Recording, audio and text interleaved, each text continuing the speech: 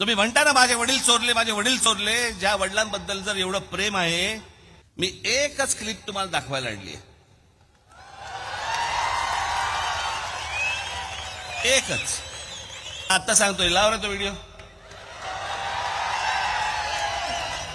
हे नीट ऐका. किंवा वय झालेल्या बाळासाहेब ठाकरेंच्या हातात, म्हणजे 80-85 वर्षाच्या म्हातारीच्या हातात तलवार देऊन काय उपयोग होणार आहे? हात थरथर करायला लागला आणि त्या हातात तलवार.